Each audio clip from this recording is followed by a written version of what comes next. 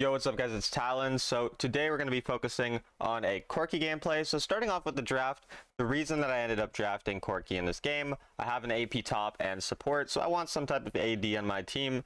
And then I chose Corki instead of Chase because of the fact that they're pretty tanky and usually into tankier comps or comps that are going to kind of be easier to auto attack. I'd rather have Corki. I'd rather have Jace into more squishy comps.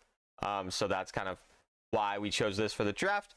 And then in this game, I'm really going to focus on map movements, and I'm going to be critiquing my team probably a lot here. Not because I'm trying to flame my team, though I do like flaming teammates. It's pretty fun.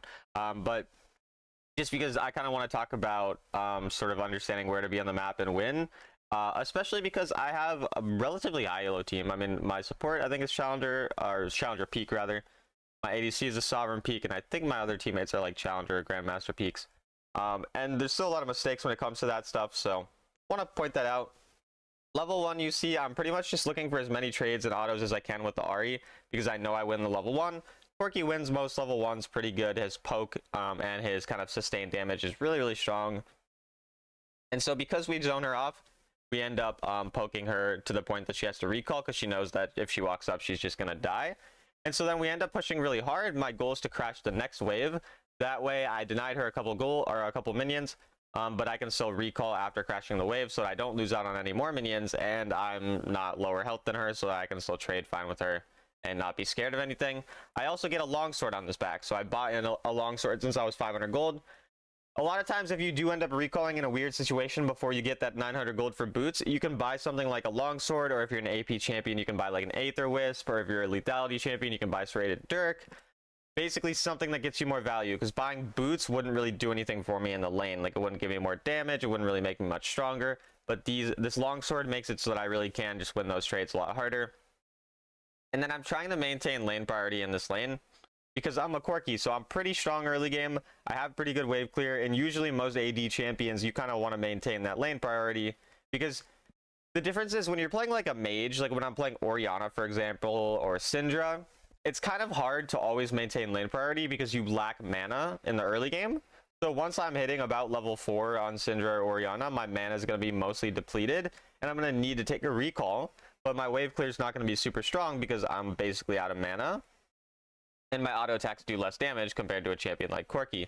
So in those types of champions, you could still try to maintain lane priority because it's important, but lane priority, and again, if you don't know what lane priority is, it's basically having the lane pushed and kind of having control over the lane. It's definitely a lot more important on a champion like Corki. And so here I'm trying to be quite aggressive, W forward, and get aggressive trades. I went slightly too far to the point that the charm would make me take a turret shot. But we're still really all good. I'm pushing the lane, so again, I have the ability to rotate first here. You just see because of the fact that I have lane priority. If I wanted, I could rotate bot lane. Obviously, there's nothing in bot lane really to do. So instead, I would take a recall, and that recall gets me boots. So now I have boots. I have a longsword, and then I'm obviously going to go for Essence Reaper after that. So overall right now, we're in a good spot lane-wise. Obviously, lane going well. Corki usually early game is going to win a lot of lane matchups. And we've kind of spoke about lane pretty in-depth in other videos. And that's not the main point of this video. It's just what we'll be talking about, obviously, during the laning phase. So we'll go through the rest of the game kind of as we get there. But again, I'm just trying to continue to maintain this lane priority because I've kind of realized now, like, Ahri's level 5. I'm not going to kill Ahri anymore. So I might as well push the lane and then look for a roam. And sometimes when people are roaming, they're trying super hard to force something every time they roam. But notice how I try the roam. I literally just realize, oh, I can't do anything here. I throw an ability, oh, nothing's going to happen. They're too far back. They probably had vision of me. And now I go back and I lose nothing in mid lane. I know that there's a chance that Ahri could be here, so I'm kind of trying to juke and, you know, throw a first ability. Turns out Ahri wasn't camping me. She just tries to roam there. And Ahri's roam makes no sense because Ahri roams when there's a full wave in mid. So she's going to lose out on this wave. And whereas when I roamed, you know, I'd already pushed the wave, so I wouldn't really lose anything. And so Ahri ends up losing a minion there, and I get a plate. Just because of the fact that she roamed at a pretty dumb time. And now I'm up a level as well, so because I'm up a level, I know I can trade really hard with her, which is exactly what we end up doing. You see, we just get a bunch of free poke on her, and now I have control again to push the wave so that I can rotate back to the bottom lane if I need to. Again, looking for a roam. I believe kind of the same thing happens where I look for the roam and nothing happens. Actually, no, I think that I'm waiting for the Nunu here. Yeah, I end up waiting for the Nunu outside of vision and catching her out there. So actually really good kind of play there, where I knew there's a very high chance that Nunu would go back to her blue buff because it was about to spawn. And because I knew that, I ended up kind of waiting right outside of the scuttle vision there, getting the kill on her, getting the turret dive on Emilio. I didn't need to die there. Probably could have just backed off a little sooner, but still a pretty good outcome. I'm up about 700 gold on the Ahri even after she gets this wave here and everything. And so just overall, we're still in a pretty good spot. You know, we're pretty strong. Corki scaling is pretty insane, so we're definitely looking good and everything like that. And then this is where the macro starts to be awful, and it's kind of why I wanted to show you guys this game, is because there's a lot of things people don't understand about roaming, about where to be and when, this type of thing. So my Zeri rotates mid and tries to go Herald here. Now, the reasoning for this not making sense, there's a couple of reasons, right? So the first reason is the goal of Herald is to get first turret, or it's called Ensemble, right? But I just still call it Herald. The goal of the Herald is to get first turret. If you leave your lane completely alone as the ADC, the enemy are going to get first turret or most of first turret, which is pretty much denying the value that Herald would give. That gold from those plates is also going to go onto the ADC of the enemy, and an ADC on the enemy getting gold is one of the best champions for the enemy team to get gold on, because obviously ADCs really need gold. So Zeri's giving a lot of gold for a rotation just to get to Herald, just to get a potential of us winning the fight and getting the Herald and getting a turret, but they'll probably get a turret on bot lane anyway. Now you could say that I could rotate to bottom lane and cover that lane. It's entirely possible that I could rotate bottom lane to cover that lane, but there's a couple of issues with that. The first one is Zeri's much weaker early game than Corki, which means that we'd be much weaker in the fight on the Herald if I don't rotate, whereas, obviously I'm the mid laner, I should be there, and I'm stronger early game, whereas Zeri being bottom lane, a lot better. Now, for me to stop the bleeding, I could go bottom lane still, or I could just try to break open the game Herald and hope that we hard win the fight. And also, if the Zeri does want to rotate, Zeri needs to push their lane first. Notice how Zeri's already rotating. Herald just spawned 2 seconds ago, and there's our lane basically, or there's a wave basically already at Zeri's turret. So it's not really a very valuable play overall. So when you're thinking about rotations as an ADC, you almost never want to rotate the first Herald unless you've completely pushed your lane and maybe you know that the enemy might rotate as well and you just want to match them because you know you're going to win the fight, or you're like a really early snowballing champion like Draven or something, then maybe you could, but 95% of the time it makes no sense.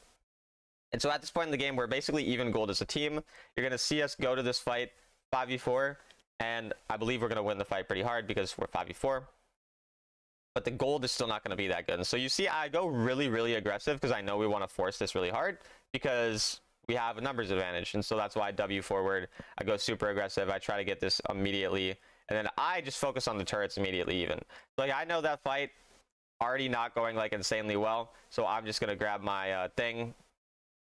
I'm going to look for the Nunu, and then I'm just going to go for the turret right after. So, like, in this type of situation, even, I'm not going to be, like, super hard focused on the fight, because, again, the turrets are kind of what mattered more. I even could have focused the turret a bit earlier, honestly, and potentially got, I don't think I would have got first turret, but still could have been more valuable. And instead here, now you see that we lost first turret bottom lane. I got a different turret in mid lane, and the gold were down about 1,000 gold.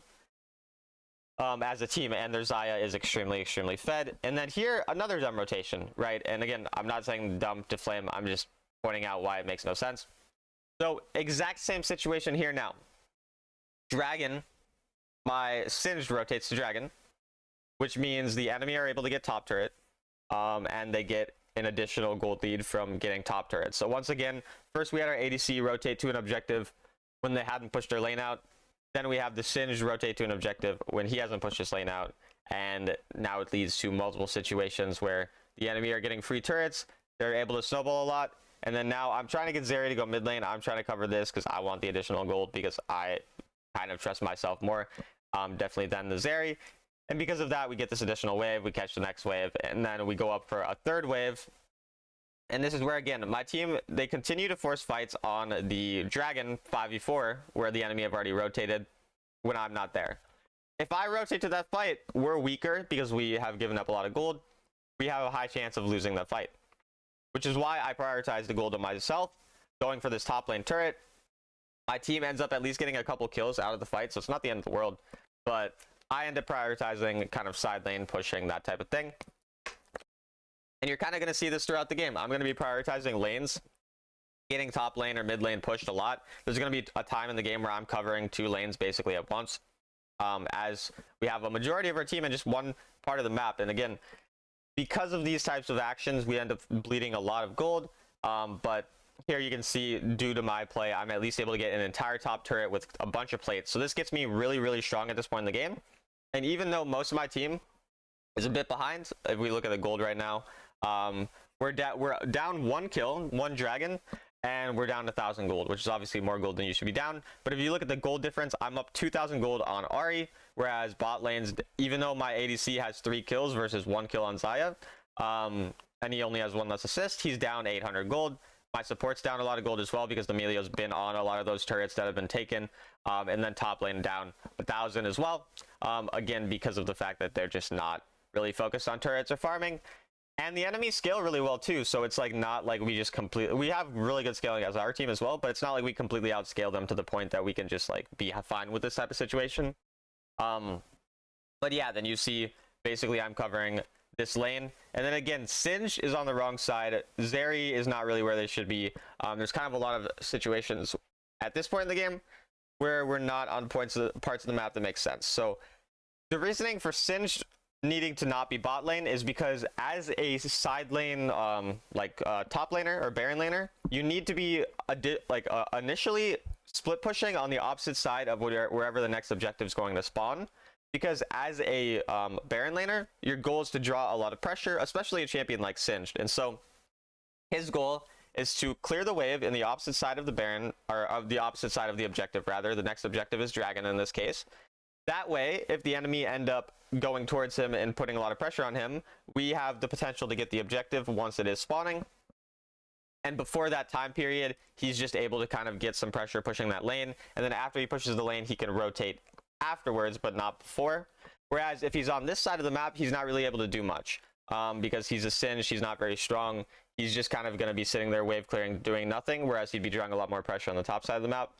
Zeri should be top lane right now, clearing that side of the map once the Camille pushes it in, because of the fact that I'm stronger than the Zeri. If Zeri was stronger than me at this point in the game, then they would go mid and I would go top lane, because you want your less useful member on top lane or on like the side lane. Obviously, if Singed was top lane like he should be, then the side laning ADC / mid laner would be bottom lane. But because of the fact that Singed is here, Zeri should be top lane. So basically the point is, you want your split pushing Baron lane, side lane type of champion to be on the opposite side of the objective to get pressure. You want your strongest member usually, whether it's your mid lane or your ADC, to be in the mid lane or in the mid lane during the mid game. And then your support's probably going to follow around the stronger of those two oftentimes. And then you want your less powerful member to be on the same side of the objective. So if your ADC is less strong, then they'll go on the same side lane. In this case, it would be bottom lane, for example. That type of thing. So I know I'm kind of pausing, kind of rambling. I'm just trying to explain how to understand where to be. Now, obviously for me, because of the fact that my entire team's bottom lane, I'm going to go towards top lane. Another reason that it makes more sense for me to be more towards the mid bottom lane side of the map right now is because there's a turret up there, and so I could be helping my team get that turret because I'm really, really strong. But I noticed that my team's not doing that, so I go top lane, and then I cover the mid lane, then I cover top lane again, then I go back and cover mid lane again, and at this point, we're trying to make sure we can outplay, but the Ahri lives on 1 HP there, and they dive us here. And a lot of the reason why they're able to dive, obviously, is because of the fact that 4 of my teammates were all bottom lane, playing when they're not that strong for that play, and all that ended up happening is they traded 1-for-1. Zeri died, Xayah died, and then again I had to cover multiple lanes, and the mid lane turret dies because I'm not able to protect it. We were very close to killing that Ahri, not quite able to, and they're able to turret dive us from 100% health. So again, we finally kind of got a little bit better lane assignments. Still weird that my Singed is mid lane. At this point, once I had died, it would have made more sense for Zeri and Seraphine to go mid and Singed to go top, because it also means that whoever's in mid lane gets needs to be relatively strong, because then they push mid and they have the ability to rotate to any part of the map. So Singed is very weak. He's only 5,700 gold right now, so he really wants to be away from the team. He doesn't really want to be around us. He wants to be, again, drawing that pressure. And then we want the stronger members to be in mid or on the side lane, same side of the objective, so that they can draw that additional or they can push the lane and then rotate as Singed is drawing the pressure. So in this case, ideally, since I was dead, Zeri, Seraphine, they go mid lane, they push out mid lane, and then they rotate towards bot lane to play for this bottom lane turret, whilst Singed is on the top lane pushing. Because again, if he dies, it doesn't really matter, so it's kind of okay. Whereas it's a lot more risky for like a Camille to, or for a Zeri to be up there right now, because she's an ADC, she's squishier, that type of thing, if there's a potential of anyone being there. So that's kind of the main issue with these lane assignments in this game, in this mid game. Even if it was relatively high ranked players on my team, didn't really understand where to be or when. They gave up a lot of unnecessary turrets, rotations that didn't really make sense in certain parts of the game, which led to the early game being hard. But again, because of the fact that I'm still maintaining proper farming, I'm covering the lanes that I can. I was still I made that play for that top lane turret when everyone was fighting randomly over Dragon. We still have a win condition, and that's, my strength. And my Zeri has been doing well in the fights. So like, even though Zeri was rotating in dumb situations, Zeri has a lot of gold because they won a lot of fights. Well, they didn't necessarily win fights, but they got some kills in them. It's not like the fights were like, completely doomed. But at this point now, Dragon spawning, we're strong enough where we could fight Dragon.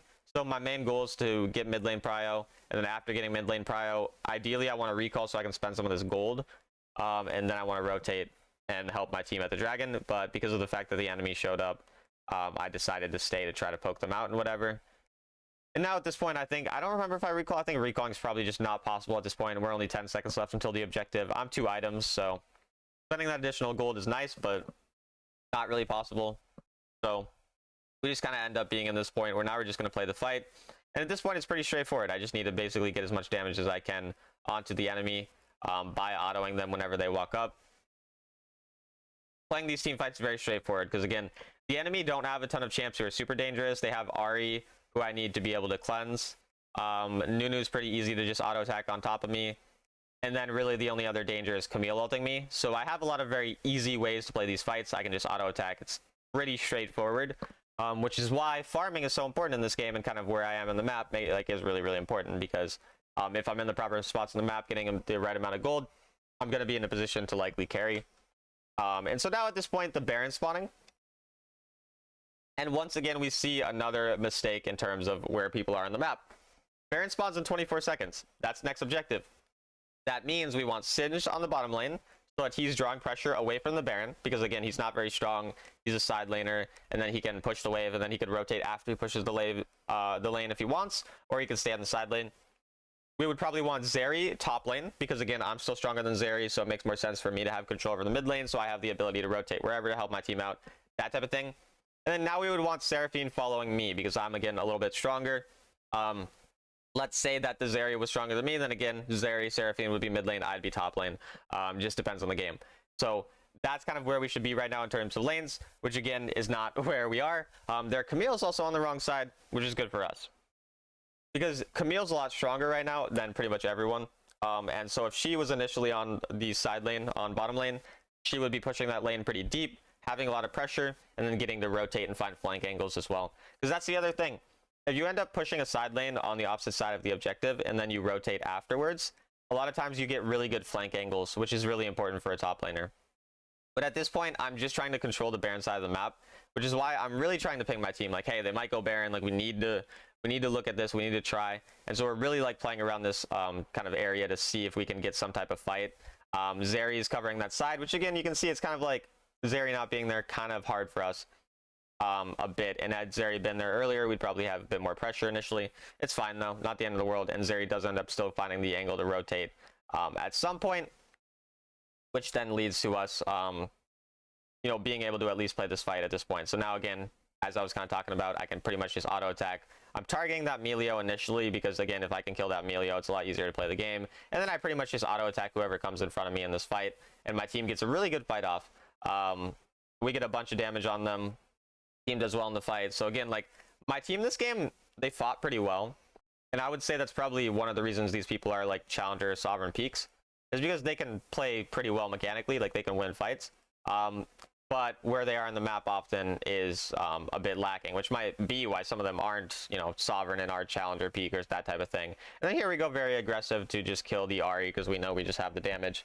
Then we just take their red buff and we recall after that. And so now at this point, I'm 3 items plus a stasis. I know I'm very strong. So at this point, pretty much any fight, I'm pretty confident I can carry. And so we're kind of just, again, going to be doing that straightforward thing of go mid lane, get the mid lane prio, and then control the Baron side. Here, Nunu, for some reason, decides to go to the opposite side. So again, the enemy now make a stupid mistake, where once you're the jungler, you can't really go to the opposite side of Baron once Baron spawns. You have to stay around that side of the map 95% of the time, unless maybe you're trying to quickly farm a buff or a camp, and you know the enemy aren't going to do it immediately. So we just burst down the objective for free, and then at this point, again, just hitting the front line. You're going to see in a second, Camille will ult me, and notice how I continue to target that Melio over the wall so we can get the kill on the Melio. I know that the Camille did not have enough damage for me because she already used her Q3, or yeah, her Q2 on me, and so because she used her Q2, I knew I could kill her. We get the quadra kill just through a bunch of damage. Again, this farming largely led to us getting this, and then we finish it off with the pentakill. So again, farming, proper map placements, everything like that got me to 3 items when I needed to be 3 items. We took advantage of the Nunu's stupid, rotation on the bottom lane, chasing a teammate for no reason to get the Baron. And then we just played the fight in a very straightforward manner. Again, not panicking when we got Camille ulted because we knew we still could do a bunch of damage on her after she used her Q2 on us. And then, yeah, just pretty straightforward. Good target priority as well. Again, targeting that Melio when she was a little too far forward rather than worrying about the Camille who was on top of me. And then worrying about her after. I obviously still had the stasis if I needed it. And now at this point, you see how now we're on this side of the map, right? We're on the mid/bottom lane side now, controlling that part of the map because of the fact that there is an objective spawning soon.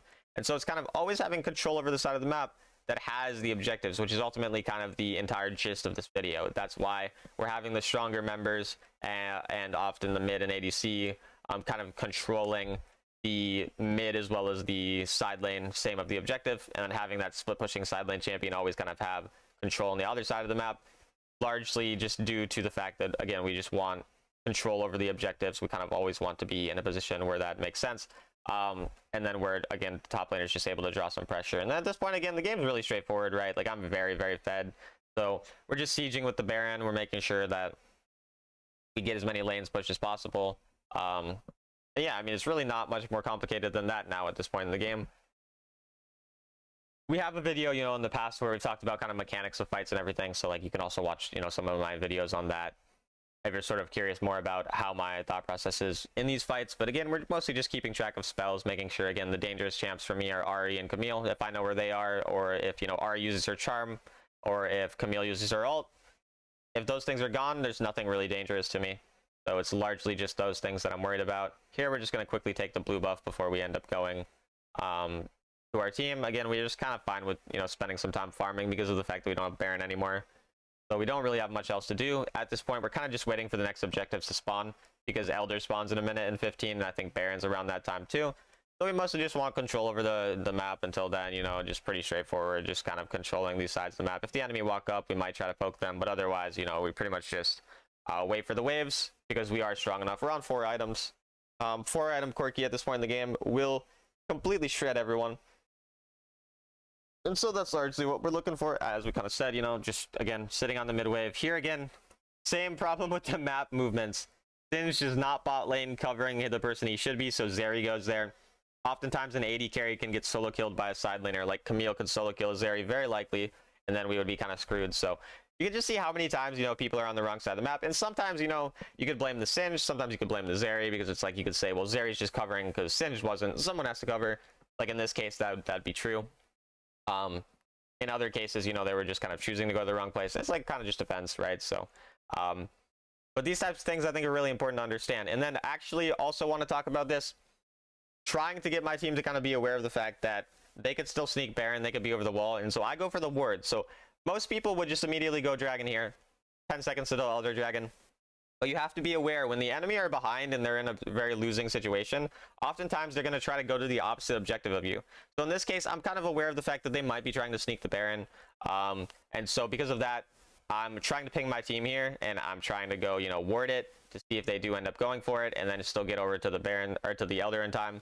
And then we see the enemy end up going in there for the thing, for the Baron, and my team once again is not in a position to follow. Now, why are they not in a position to follow? Because they're all focused on the side lane when they should be focused on the mid lane. So you can even see here how Camille split pushing on the opposite side of the objective that the enemy wanted to get in the Baron is what draws enough pressure for my team to be dumb enough to follow and then lose the Baron. Whereas if we controlled mid lane here, the fact that Camille was split pushing on the side lane wouldn't have mattered because we would just have one person covering. We'd have control over mid. We can immediately rotate into the objective, which is why, again, control over mid is always what you want in order to rotate where you need. Now here, I'm trying to see if I can one-shot anyone, obviously zone them, but I'm okay with trading Elder for Baron. Like, we can trade Elder for Baron. It's not going to lose us the game, but obviously we would rather just get Baron if the enemy were on it, because they would be taking damage from Baron. They would have lower resistances. It would be very easy. But either way, Seraphine gets a good engage here, and we're still able to get a pretty good fight off. I think the Ahri goes way too far forward for whatever reason, and so we end up flashing for the Xayah. We get the double kill, and at this point, they only have one person alive, so we're just pretty much able to try our best to end. I don't believe we're quite able to end yet because of the fact that they have the Baron. It's a little harder in terms of wave clear. And we don't have a Baron or anything, so we end up having to back up a little bit. But I do realize that Camille's respawning, and I'm definitely able to 1v2, or 2v2 rather, with the Seraphine, the Camille, and the Melio. So as soon as we see Melio uses her ability that knocks me back, we end up going for her, killing her, and then at this point we can pretty much just end the game.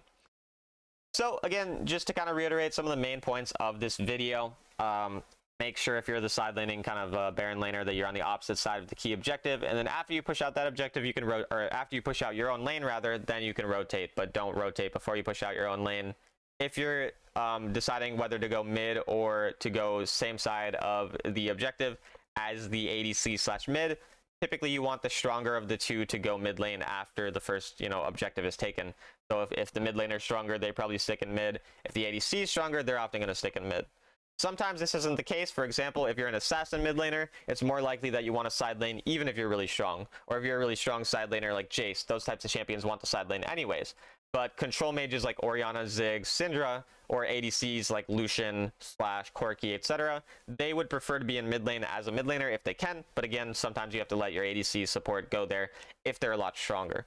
So I hope this was all useful for you guys. Again, if you're interested, I do coaching for $25 an hour as a 4-time top 10 in the server, 5-time sovereign, 3-time autofill top 10 in the server player. I think I can provide you guys with some value in terms of coaching and everything like that. Just DM me on Discord, Talon1169, or through the link in the description if you're interested in that, and I'll see you guys in the next video.